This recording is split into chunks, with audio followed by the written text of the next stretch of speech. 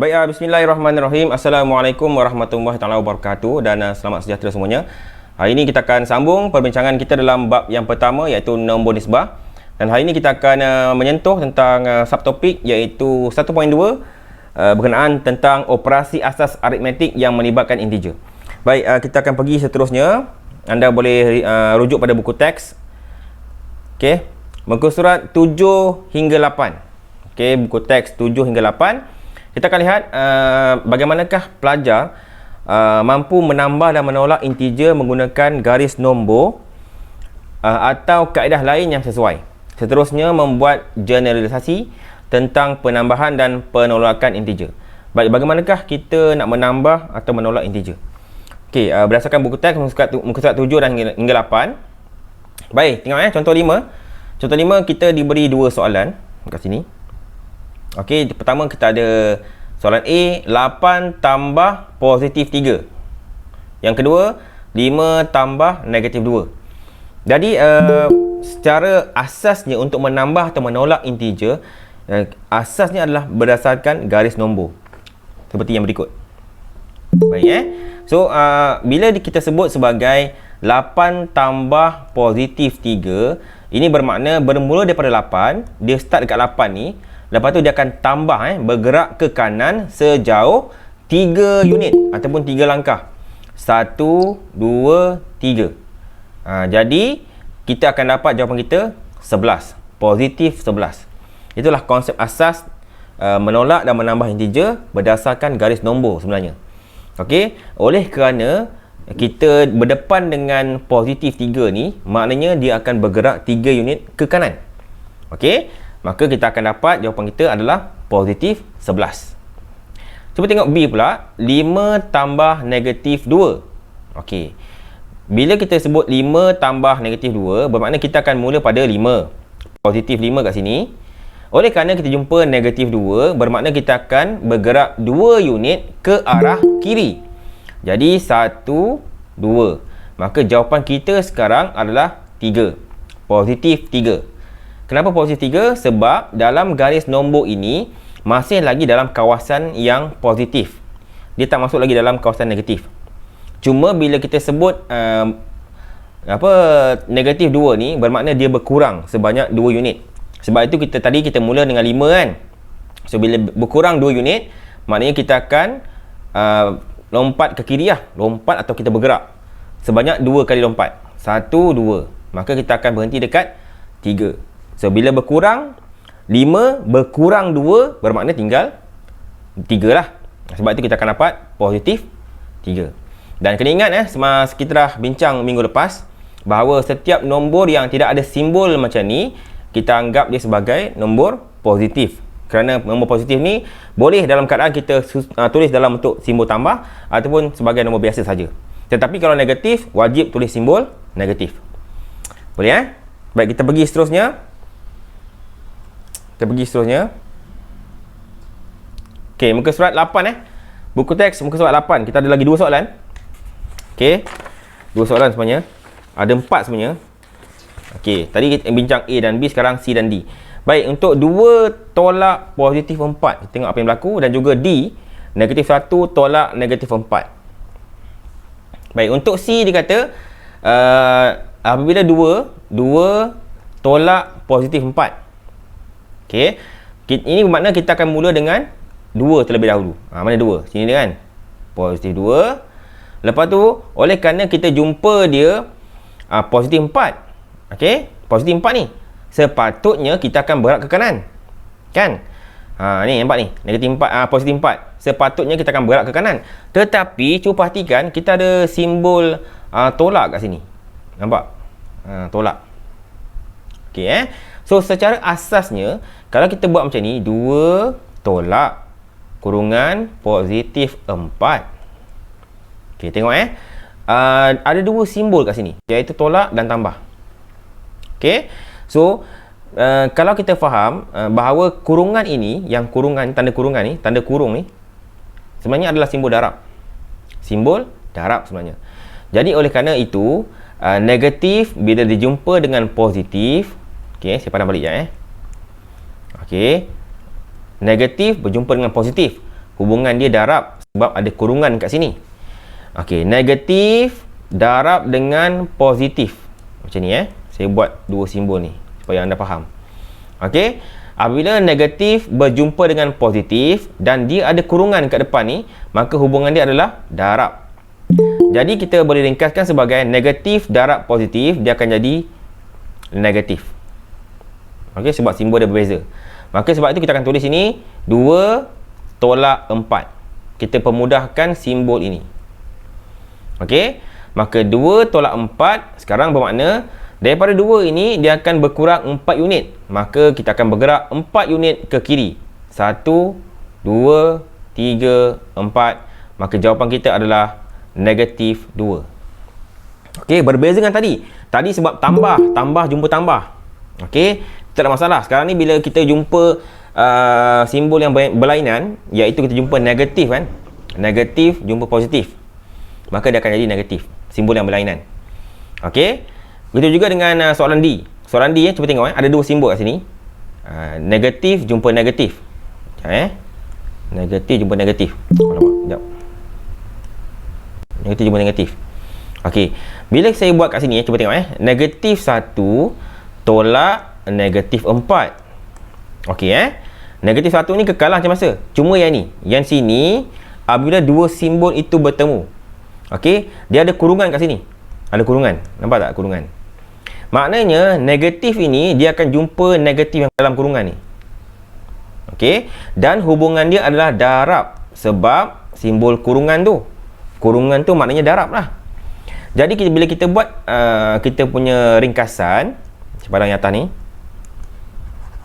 Okey kita buat ringkasan atas ni. Apabila negatif, okey, negatif darab dengan negatif, okey, maka dia akan jadi positif tambah.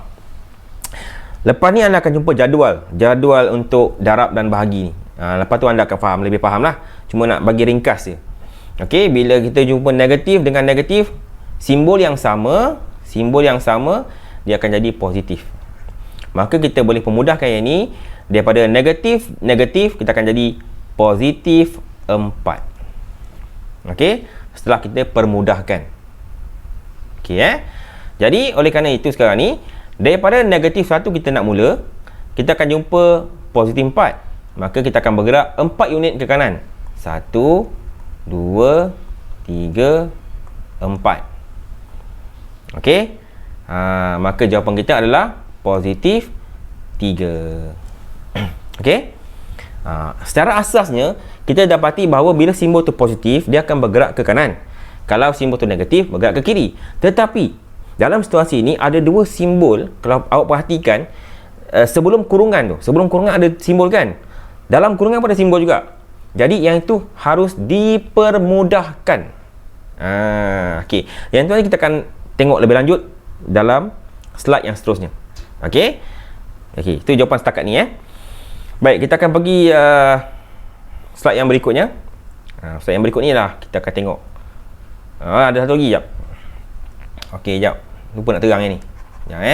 Yang ni adalah kaedah alternatif. Sekejap saya padam. Okey, nak mewakilkan bentuk tu sebagainya. Okey, macam mana ianya berlaku. Okey, katalah kita ada chip macam orang kata butang lah, button button kuning ni simbol dia positif. Button merah ni ataupun pink ni simbol dia negatif. Okey, apabila chip ataupun button ni, button positif jumpa dengan button yang negatif, bila dia bertemu dia akan terhapus, dia akan mati, dia akan hilang dengan sendirinya, ataupun bahasa ringkasnya jadi kosong. Okey, sekarang dalam katalah kita bagi soalan kita ada 5 kan, macam ni 5 tambah negatif 2. Maknanya dalam kes ni kita ada positif 5. Bermakna ada 5 chip yang berwarna kuning ataupun butang yang berwarna kuning yang mewakili simbol positif. Ada 5 lah. Sebab ni 5 kan. Manakala pula button ataupun chip yang berwarna pink ini ada 2. Sebab kita nak negatif 2 kan. Maka ada 2 lah. Jadi bila kita ada 5 lawan dengan 2. Okey, 5 lawan 2. Jadi yang ada pasangan macam ni, positif jumpa negatif, automatik dia akan hilang. Dia akan jadi kosong. Satu lagi jumpa pasangan, positif jumpa negatif, kosong. Maka yang selebihnya tinggal adalah positif 3. Yang ni kita kaedah alternatif yang kita boleh faham menggunakan kaedah chip yang berwarna. Okey, sama ada kita gunakan garis nombor ataupun kita gunakan kaedah chip berwarna untuk kita faham konsep penambahan dan penolakan integer. Baik, kita tengok slide yang seterusnya. Okey. Buku teks muka surat 9 hingga 10. Okey. Mendarab dan membahagi integer menggunakan pelbagai kaedah. Seterusnya membuat generalisasi tentang pendaraban dan pembahagian integer. Tadi kita buat tambahan dan tolak. Sekarang kita buat darab dan bahagi. Bagaimana kita nak darab dan bahagi integer? Tengok Okey, ini adalah jadual dalam buku teks pun ada. Ini adalah ringkasan jadual apabila operasi bahagi dan juga darab. Okey, sekarang tengok kita pergi sekali lalu. Okey Baik, bila kita ada dua simbol iaitu positif jumpa positif darab maka dia akan jadi positif. Positif jumpa negatif, dia akan jadi negatif. Negatif jumpa positif jadi negatif. Dan negatif darab negatif akan jadi positif. Okey, perkara yang sama berlaku di bahagi. Kalau simbol itu sama, kan, simbol itu sama, maka jadi positif. Kalau simbol itu berbeza macam ni kan, ni beza kan, nampak kejap positif, kejap negatif, maka jawapan kita adalah negatif. Negatif. Kalau simbol sama, dua-dua belah sama, negatif-negatif, akan jadi positif. Sama Cuba awak perhatikan. Darab dengan bahagi situasi dia sama. Ringkasnya adalah kita nak bagi tahu bahawa apabila dua simbol yang sama bertemu, darab dan bahagi, dua simbol sama, dia akan jadi positif. Bila dua simbol yang berlainan berjumpa, dia akan jadi negatif. Okey, kalau boleh saya tunjukkan contoh kat sini. Contohnya macam inilah. Okey, negatif 2 kan, negatif 2, saya kurungkan dia. Darab darab negatif 2 lah, sama juga macam ni Okey, kan ada dua simbol kan, dua simbol ni kan, negatif 1, negatif 2 kan. Okey, sekejap macam ni. Ni simbol negatif. Satu lagi pun simbol negatif juga. Bila dua simbol yang sama bertemu kan, negatif jumpa negatif, maka jawapan kita akan masukkan jawapan kita adalah positif. Sebab dua simbol tu sama, maka 2 darab 2 adalah 4. Jawapan kita adalah positif 4. Okey, bagi jawapan yang berlainan simbolnya, contohnya macam ni saya guna lain. Contohnya positif 2 lah, 2 darab dengan negatif 2. Okey, cuba tengok. Yang depan ni simbol dia positif, betul? Yang belakang simbol dia negatif. Dua simbol yang berlainan, maka jawapan kita mesti negatif. Okey, dan nombor itu kita darabkan, 2 darab 2 kita akan dapat 4, negatif 4. Cuba tengok ini, yang ini, cuba tengok ini dengan ini. Cuba bandingkan. Okey, nombor hasil darab yang sama, kita akan dapat 4. Cuma simbol dia berbeza berdasarkan simbol daripada soalan. Okey, apabila dua simbol yang sama bertemu dalam darab atau bahagi, maka dia akan jadi positif. Kalau simbol yang berlainan berbeza, dia akan jadi negatif. Boleh Okey, kita pergi seterusnya. Buku teks muka surat 10. Muka surat 10 Muka surat 10, contoh yang ke-6. Nilaikan setiap yang berikut. Okey, kita ada 4 soalan kat sini. Okey, cuba perhatikan sini, semua ada 2 digit lah. 2 nombor lah sini. 1 2 1 2 1 2 1 2. Semua 2 2 2 lah. Okey. Baik. Ada soalan kat sini. Nombor dalam kurungan darab macam saja. Nombor dalam kurungan darab macam biasa. Cuma perhatikan simbol saja. Simbol yang akan berubah berdasarkan, tengoklah pasangan dia macam mana kan. Tapi kalau nombor kita darab macam biasa. Bahagi pun macam biasa. Okey. Baik, kita lihat contoh 6 ni, apakah jawapan dia? Baik, kita tengok sini. Okey, soalan A, kenapa dia dapat positif 20? Okey, baik. Samalah tadi, saya bagi tahu. Kalau nak ringkas je kan, maka ada dua simbol bertemu kat sini kan. Pertama simbol negatif kan, 5 ni negatif kan, dan 4 juga negatif. Dua simbol yang sama bertemu, nampak ni, negatif jumpa negatif, dan operasi dia darab kan, maka jawapan kita mesti akan dapat positif. Sebab itu kita akan dapat positif 20. 5 darab 4, 20. Maka kita akan dapat positif 20. Boleh? Sama juga macam ni. Okey, yang ini kita jumpa negatif 6, simbol negatif. Yang 4, simbol positif. Simbol yang berbeza. Maka jawapan kita mesti negatif. Cuba tengok sini. Betul tak? Dapat negatif 24. 6 kali 4, 24. Simbol dia negatif. Kerana simbol dia berbeza tadi tu. Simbol tak sama. Okey, cuba tengok bahagi pula. Bahagi. Yang ini, simbol 6 ni adalah positif. Simbol 2 ni negatif. Kan dua simbol yang berbeza, jawapan dia mesti negatif. Cuba tengok bawah, betul tak? Negatif 3. Kerana 6 bahagi 2 dapat 3. Simbol negatif. Boleh? Tengok D pula. 12. Simbol dia negatif. Yang 2 ni pun simbol negatif. Dua simbol yang sama bertemu. Okey, bila bahagi kan?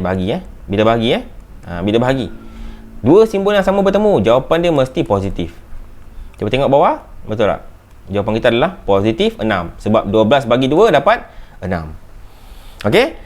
Darab bahagi macam biasa. Cuma yang berubah sekarang ni adalah simbol. Sama ada positif atau negatif. Sekali lagi saya ulang, apabila simbol itu dia sama, kan? Negatif jumpa negatif, positif jumpa positif. Bila sama, jawapan kita adalah positif. Apabila simbol yang berlainan, negatif jumpa positif, positif jumpa negatif, kita akan dapat jawapan kita negatif. Itu bagi kes darab dan bahagi. Boleh Baik, kita pergi seterusnya. Kalau ada soalan boleh tulis di ruang komen Saya akan tengok. Cikgu kalau positif memang kena tulis simbol tambah Baik, kalau positif kita sama ada kita boleh tulis simbol tambah. Contoh tambah 2. Ataupun kita tulis sebagai 2 saja. Maka ini dipanggil nombor positif. Nak tulis tambah boleh, tak tulis tambah pun tak mengapa. Tetapi kalau negatif, wajib tulis simbol negatif itu. Wajib. Sebab kita kena tahu dia negatif. Dengan cara dia tulis simbol lah. Okey. Dan kalau melibatkan negatif, biasanya kita akan buat kurungan. Kita kurungkan dia. Okey. Hanya untuk negatif je lah. Nak kurungkan positif boleh. Tapi biasanya tak ada. Makna dia sama je. Simbol sama. Okey, dia punya dari segi makna dia, erti dia sama. Cuma biasakan diri untuk tertib menulis nombor negatif, biasakan tulis dalam bentuk kurungan. Okey, baik, kita pergi soalan seterusnya. Slide yang seterusnya. Buku teks muka surat 10. Okey, membuat pengiraan yang melibatkan gabungan operasi asas aritmetik bagi integer mengikut tertib operasi. Okey, bagaimana kita nak membuat pengiraan yang melibatkan gabungan operasi bagi integer? Rasanya semua orang tahu kaedah apa?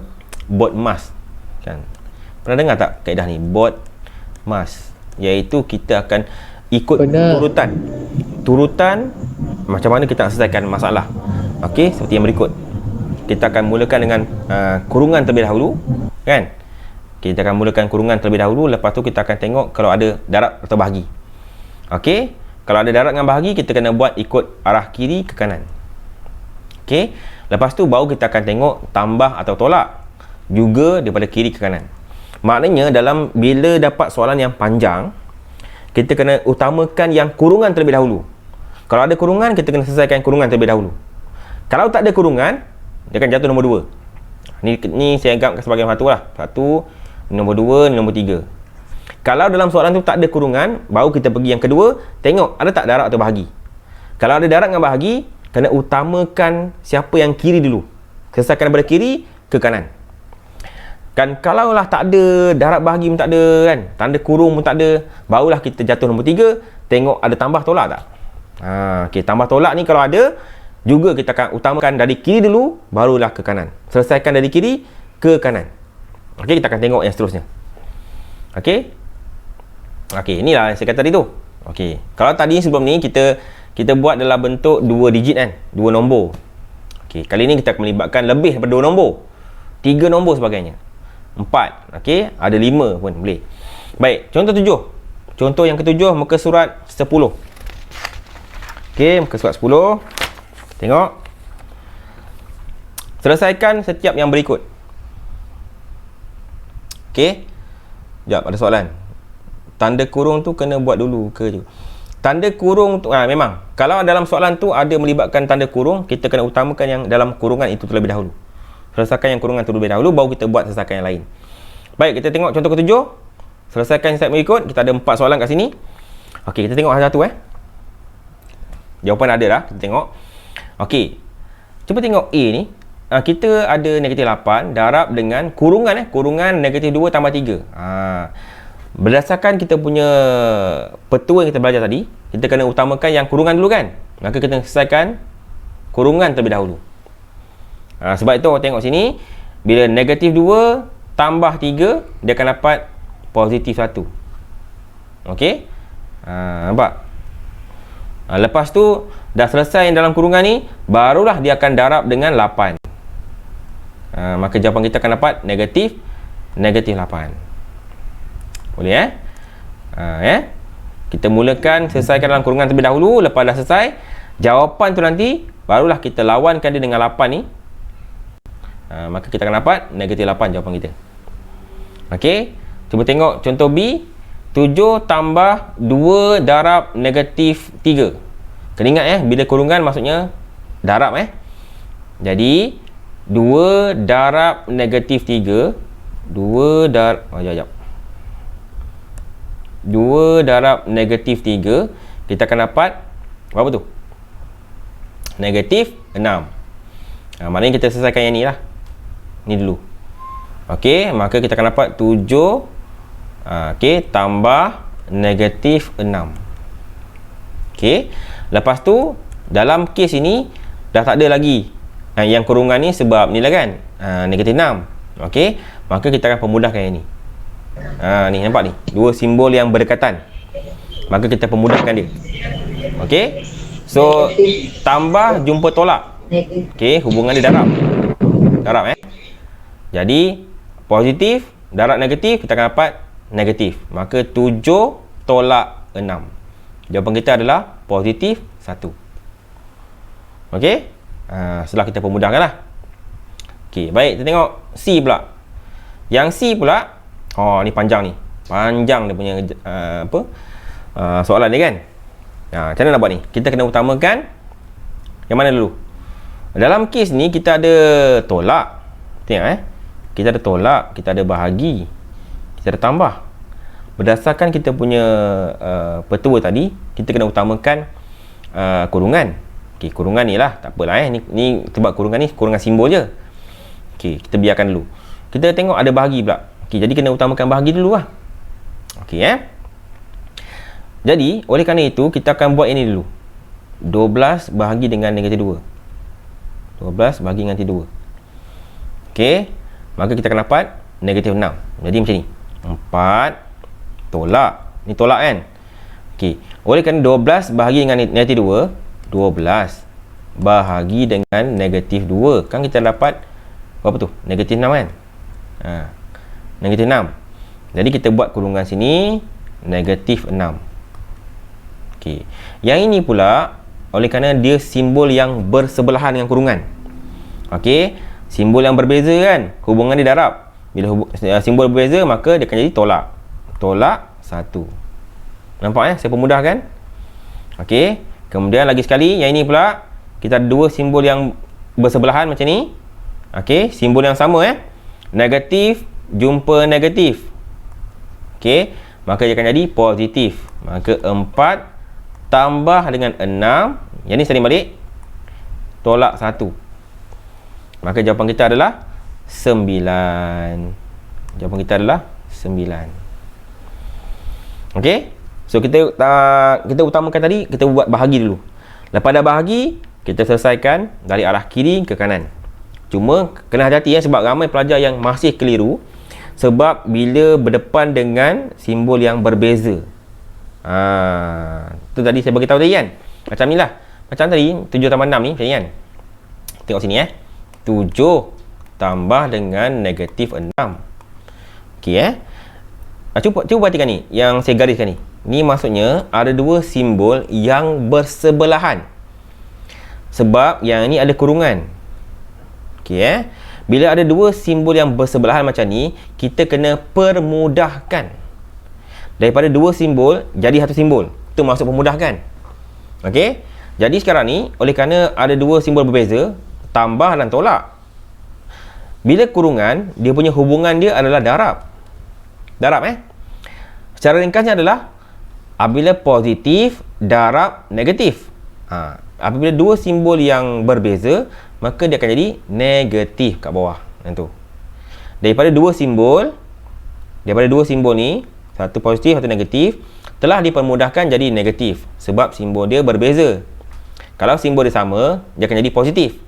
Maka dia akan jadi 7 tolak 6. Macam itulah ringkasan dia. Yang ni kena mahir Kena mahir bab tukar-tukar ni. Okey, dan soalan D, kita tengok bahagi pula bahagi. Jadi dalam ni kita akan pemudahkan yang atas dulu. Cuba tengok sini. Ni Macam mana ni dapat negatif 16? Cuba tengok ni. Macam mana dapat negatif 16? Cuba tengok atas. Okey. Negatif 12 ni biasalah, kita biarkan je. Cuba tengok ni. Yang ini negatif positif. Sekejap positif dia jumpa negatif.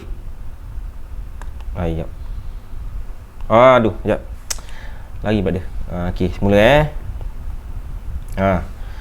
simbol positif tu jumpa negatif, simbol yang bersebelahan.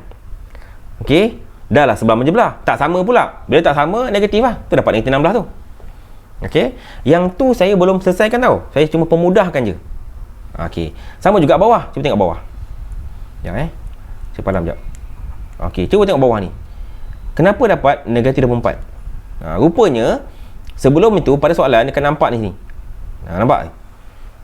Nampak? Negatif jumpa negatif, sebelahan, bersebelahan. Bila simbol yang sama, dia akan jadi positif. Positif 24.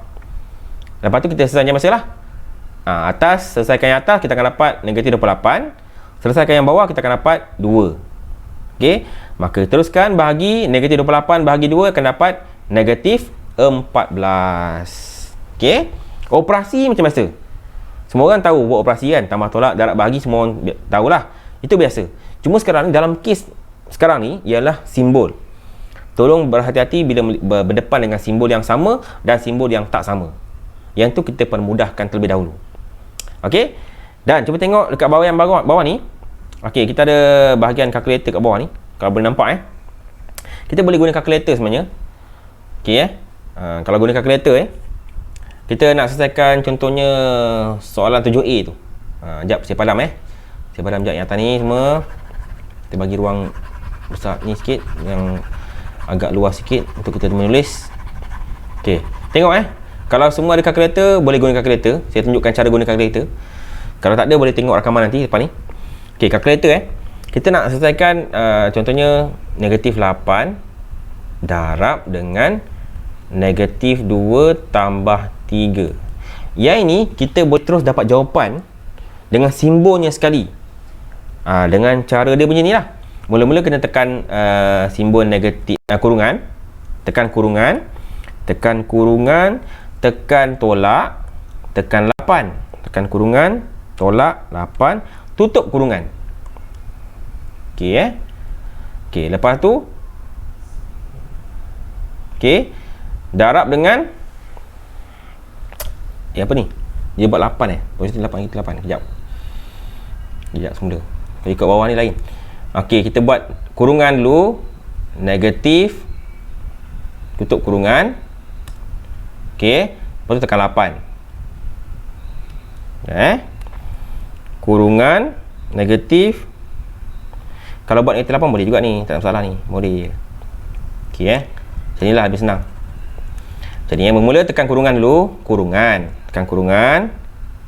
Okey, tekan simbol negatif. Simbol negatif tu simbol tolak tu. Tekan tolak, tekan 8.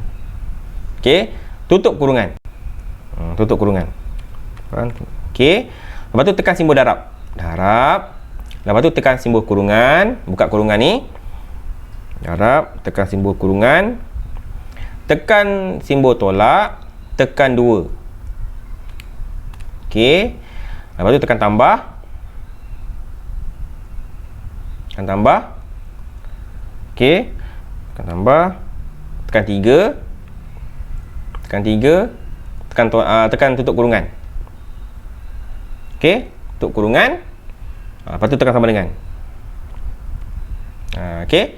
Tekan sama dengan, kita akan dapat jawapan kita negatif 8. Sama macam dalam jawapan A tadi tu.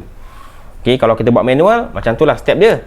Tapi kalau kalkulator, kita gunakan kurungan. Maksudnya, kalau kita berdepan dengan negatif macam ni, kita buat kurungan. Okey? Sekali type saja dapat jawapan negatif 8. Boleh? Tetapi, kaedah kalkulator ni disarankan hanya digunakan untuk semak jawapan saja.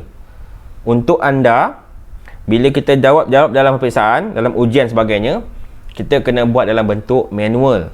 Kena tunjuk jalan kerja macam ni. Macam soalan A ni. Macam soalan B. Kena tunjuk sebiji-sebiji macam mana anda tukar simbol. Cumanya, anda boleh guna kalkulator untuk semak jawapan anda. Betul ke salah. Jadi, kaedah kalkulator ni, anda juga harus kuasai. Supaya bila kita dapat jawapan, kita boleh semak jawapan kita sama ada betul ataupun salah. Okey? So, anda boleh cubalah nanti Baik, kita pergi seterusnya. Okey, buku teks muka surat 11. Okey, buku teks muka surat 11. Kita nak tengok menghuraikan hukum operasi aritmetik, iaitu hukum identiti, hukum kalis tukar tertib, hukum kalis sekutuan dan hukum kalis agihan. Banyak hukum ni, ada 4 hukum ni. Okey.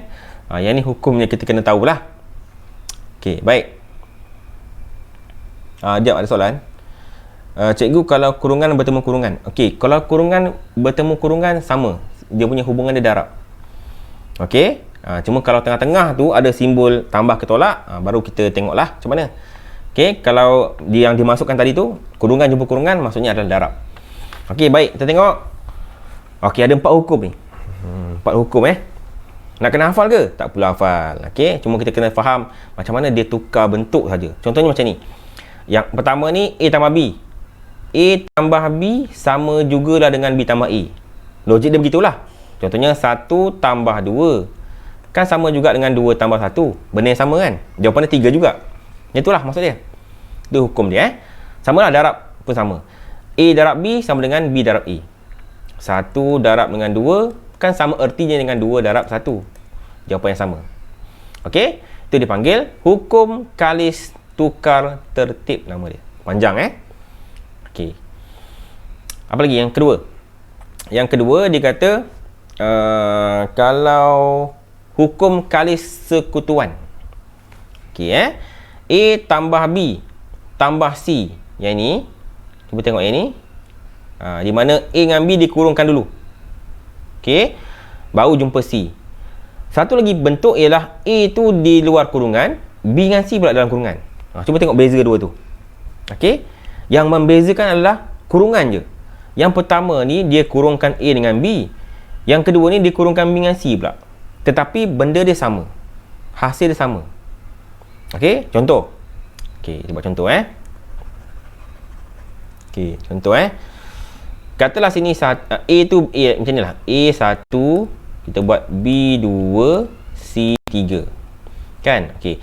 A ni 1 kurungan tambah 2. B2 kan tambah C3. Okey. Apa jawapan ni? 1 tambah 2 3 kan?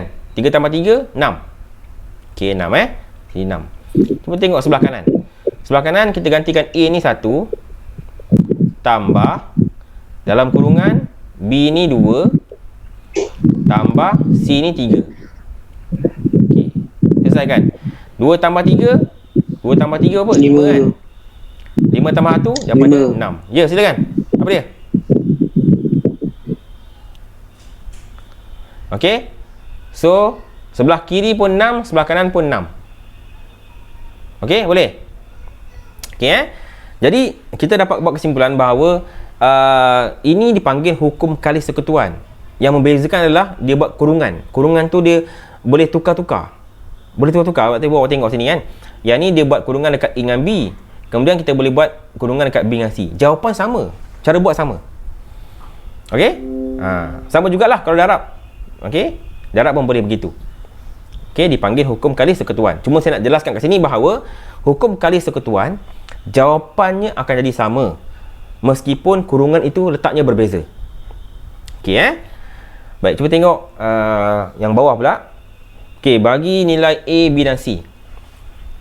Okey ni kan. Ni ada melibatkan darab dengan juga tambah. Darab dengan tambah, darab dengan tolak. Okey. Yang membezakan dia sekarang ni, cuba tengok kita ada A, B dan C. Sini pun sama lah. Cuma sekarang ni, cuba tengok kalau boleh saya buat tempat lain bagi nampak lebih mudah. Sekejap saya pandang atas. Sebab kawasan ni sempit. Kecil ruang dia. Kita buat kat atas. Okey, sekejap Okey, saya tulis kat atas ni Bila dia kata A tambah B darab kan? Darab.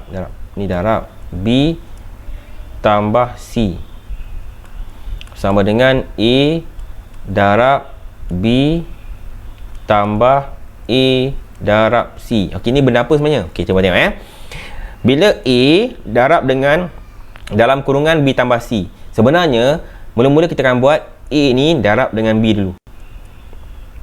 A darab dengan B. Maka kita akan dapat ni A darab B. Nampak? Lepas tu kita akan darab A pula jumpa dengan C. Kita akan dapat A darab C. Nampak ni? Okey? Tengah-tengah dia tambah lah. Okey, baik. Saya bagi contoh dalam bentuk nombor supaya anda faham. Okey, katalah kita ada macam ni. 1 darab dengan 2 tambah 3. Macam tu Okey, sama dengan apa nak buat? Okey, 1 ni dia akan jumpa dengan 2 dulu. Okey, 1 darab 2, 1 darab 2 macam tu. Boleh?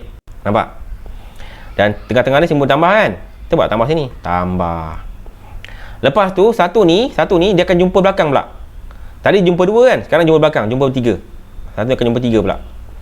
Maka 1 darab dengan 3. Nampak? Dia panjangkan sikit. Okey. Nombor yang ke depan akan jumpa seorang satu. 1 tu dia akan jumpa 2, 1 tu akan jumpa 3. Dia akan jumpa seorang-seorang. Boleh jadi dia panjangkan sikit lah. Sama contohnya untuk tolak. Sama Baik, kita tengok contoh yang seterusnya, nombor 4 ni. Okey, ini adalah konsep hukum biasa, iaitu hukum identiti. Okey yang tadi tu nak bagi tahu lupa. Yang tadi ni dipanggil hukum kalis agihan. Okey Baik, kita tengok pula hukum identiti. Okey. Apabila A tambah kosong, kita akan dapat A. Logiknya adalah 1 tambah kosong akan dapat 1, betul tak? Setiap nombor yang tambah kosong akan dapat nombor tu balik. Jadi 1 tambah kosong 1. Inilah maksud dia. A tambah kosong A. A darab kosong. Setiap nombor yang darab dengan kosong akan dapat kosong. 1 darab kosong, kita akan dapat kosong. Setiap nombor yang darab dengan kosong akan jadi kosong. Boleh? Kemudian A darab 1 dapat A. Maksudnya apa? 1 darab dengan 1 dapat 1. Setiap nombor yang akan darab dengan 1 akan dapat nombor tu balik. Kita bagi nombor lain. Contohnya 4. 4 darab dengan 1, kita akan dapat 4. 5 darab dengan 1 akan dapat 5. Nampak? Okey, itu maksud dia A darab 1 dapat A. Maksudnya setiap nombor, tak kisah bersama mana pun nombor tu, bila darab dengan 1 dia akan dapat nombor tu balik. Okey. Seterusnya apa lagi? Tengok. Okey, sikit lagi Padam jap. Okey. Apabila A tambah kurungan negatif A, kita akan dapat kosong. Contohnya macam ni. 1 tambah kurungan negatif 1. Dia akan dapat kosong. Kenapa? Cuba tengok sini Simbol yang ni kita akan permudahkan dia. Simbol yang berbeza simbol yang berbeza akan apa? Dia akan jadi tolak. 1 tolak 1 sama dengan kosong lah, kan? Positif 1 tolak 1 kosong lah. Boleh itu maksud dia. Jadi asal tadi ni simbol dia positif jumpa negatif. Jadi positif jumpa negatif, dia akan jadi negatif. Bila 1 tolak 1 sama dengan kosong. Sebab itu maksud dia A tambah kurungan negatif A akan dapat kosong. Dan akhir sekali yang ni, cuba tengok hukum identiti ni.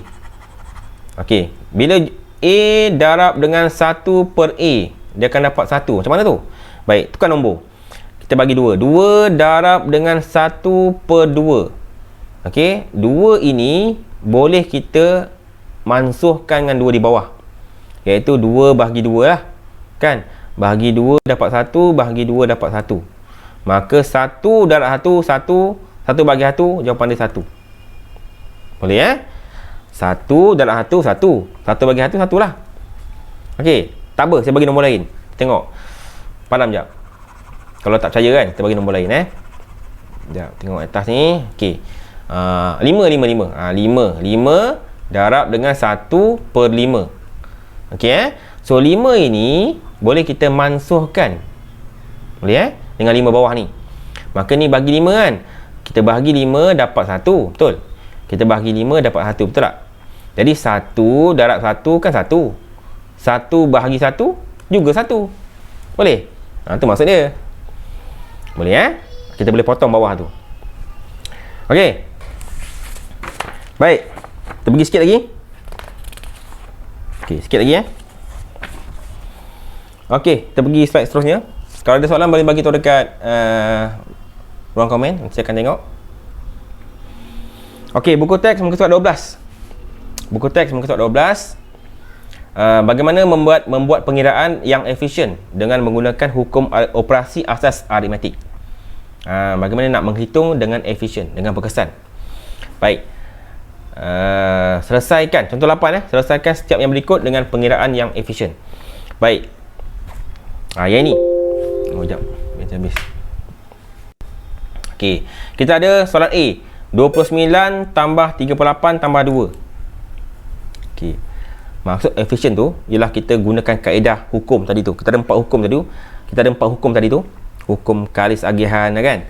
Kita macam mana nak gunakan dalam soalan. Okey, kita tengok contoh pertama. 29 tambah 38 tambah 2. Okay, apa nak buat? Tengok contoh jawapan dia. Okey, yang ini kita pakai guna hukum kalis sekutuan untuk soalan A. Di mana 29 tambah 38 tambah 2. Kita buat kurungan 38 dengan 2 ni. Okey. Maknanya bila kita buat kurungan, maksudnya kita kena selesaikan dalam kurungan dulu lah. So 38 tambah 2 dapat 40. Lepas tu baru tambah dengan 29. Dapat 69. Sebenarnya boleh je tambah semua. Kan? 29 tambah 38 tambah 2. Kita tak buat kurungan pun tak apa. Tambah je semua, jawapan tetap sama kan? 69 juga. Betul? Sama je. Cuma bila kita sebut tentang menghitung dengan efisien, maknanya kita mesti menggunakan kaedah hukum tadi tu. Yang ni kita guna pakai hukum kalis sekutuan, di mana ada dua pasangan yang kita kurungkan dia. Okey, nak kurung depan boleh. Contohnya macam ni Kita kurung yang depan. Kita ada 29 tambah 38 tambah 2. Kita nak kurungkan depannya 29 dengan 38 pun boleh juga. Ini pun dipanggil kaedah hukum kalis sekutuan. Cuma maksudnya bila kita buat kurungan ni, maksudnya adalah kita kena selesaikan yang ni dulu. Selesaikan 29 tambah 38, barulah hasil tu nanti tambah dengan 2 kat belakang tu. Jawapan sama. Boleh cuma kaedah dia berbeza lah. Cuma nanti bila melibatkan hukum ni, kita kena tulis dia punya kurungan tu. Boleh nampak beza sikit Okey, baik. Okey, kita tengok B pula. B Okey, soalan B kita ada 2 darab 24 darab 5. Kalau ikutkan, boleh je darab semua kan. Darab je lah 2 darab 24 darab 5. Darab je kan, kita akan dapat jawapan kita 240. Tapi kalau kita melibatkan perhitungan menggunakan kaedah yang efisien, kita mesti gunakan kaedah hukum. Cuba tengok Yang pertama adalah dia tukar nampak ni. 24 ni ditolak pergi depan. Maka kita akan dapat 24 darab dengan 2 darab dengan 5. Benda sama je kan. Cuma 24 tu, oleh kerana 24 tu besar, dia tolak ke kiri. Tepat depan dia akan tolak depan sekali. Maka ni dipanggil hukum kalis tukar tertib. Itu je. Okey. Lepas tu apa nak buat? Dia buat kurungan pula. Dia kurungkan 2 dengan 5. Ni dah kira hukum kalis sekutuan. Okey. Bila buat kurungan, maknanya kita akan selesaikan 2 darab 5 dululah, dapat 10. Barulah darab dengan 24. Okey, jawapan kita adalah 240. Sekali lagi saya ulang kita buat cara macam mana pun, kita akan dapat jawapan sama, 240 juga. Cuma kat sini penggunaan hukum tu yang membezakan dia. Okey, kalau awak kurungkan 24 dengan 2 pun sama juga jawapan dia. Maknanya berbeza, yang bezanya adalah hukum kali sekutuan tu je. Okey, siapa buat dulu? Yang depan buat dulu ke yang belakang buat dulu? Itu je. Okey, tapi jawapan tetap sama. Okey, kita tengok last kali. Yang C, dia kata dia menggunakan kaedah hukum kalis agihan pula. Apakah yang dimasukkan hukum kalis agihan ni? Maksudnya dia tulis sini 7, ya, saya padam 7 darab dengan 3040. Okey, 7 tu dia kekalkan darab, kemudian yang ni dia buat kurungan. Dia pecahkan 3000 ni, 3040 ni dipecahkan. Dia tulis 3000 tambah dengan 40. Dia pecahkan 2. Betul tak? Kan 3000 tambah dengan 40, kan kita akan dapat 3040 juga. Betul tak? Okey, benda sama je, cuma dia pecah 2. Dia pecahkan 1000 dengan 10 tu. 1000 dengan 10 dipecahkan. 3000 dengan 40 dia pecahkan. Okey, lepas tu dia akan buat macam mana? Dia akan darab 7 ni darab dengan 3000. Kita akan tulis macam ni, 7 darab dengan 3000. Okey, kemudian 7 ni pula akan darab dengan belakang, maka tambah 7 darab dengan 40. Bila awak buat macam ni, itu dipanggil hukum kalis agihan. Itu je. Okey, benda sama, benda darab sama, hasil jawapan dia sama. Cuma bila kita nak menggunakan hukum, kita guna kaedah agihan ke, kalis sekutuan ke, itu je. Okey, itu je yang membezakan dia. Okey, rupanya 3040 ni dia pecahkan 2, dia pecahkan dalam sebutan 1000, 3000 ni, dan dia pecahkan dalam bentuk 40. Okey, lepas tu dia akan darab 7 ni darab dengan 3000 dan 7 darab dengan 40. Hasil akhir akan dapat jawapan sama, iaitu 21280. Okey, cuma kat sini kita menggunakan kaedah hukum saja yang membezakannya. Sebenarnya boleh kita darab terus, kita akan dapat jawapan yang sama. Okey, baik kita pergi yang terakhir. Yang terakhir, muka surat 12 hingga 13. Okey, bagaimana menyelesaikan masalah melibatkan integer. Okey, ni yang terakhir. Baik, tunggakan kad kredit. Okey, Luqman dia ada kad kredit. Tunggakan pula tu, kan? Tunggakan kad kredit Luqman adalah RM230 pada suatu ketika. Dia menggunakan kad kreditnya itu untuk membuat bayaran bagi 3 buah buku. Okey, dia beli 3 buah buku dengan harga RM120 setiap satu. Satu buku bernilai RM120. Seminggu kemudian, akaun kad kreditnya dikenakan faedah sebanyak RM3. Dia kena cas, kena cas RM3. Dan Luqman membuat bayaran balik sejumlah RM400. Terangkan sama ada Luqman ni berjaya tak dia bayar hutang dia tu ataupun tidak. Okey, kita tengok. Okey, baik. Tunggakan dia, kan? Semua orang tahu kan kad kredit. Kad kredit ni kad hutang lah, kan? Awak tak ada lagi lah, kan? Kad kredit ni kad hutang. Maksudnya bila kita guna kad kredit, kita boleh dapat barang dulu dan kita bayar kemudian. Itu kad kredit.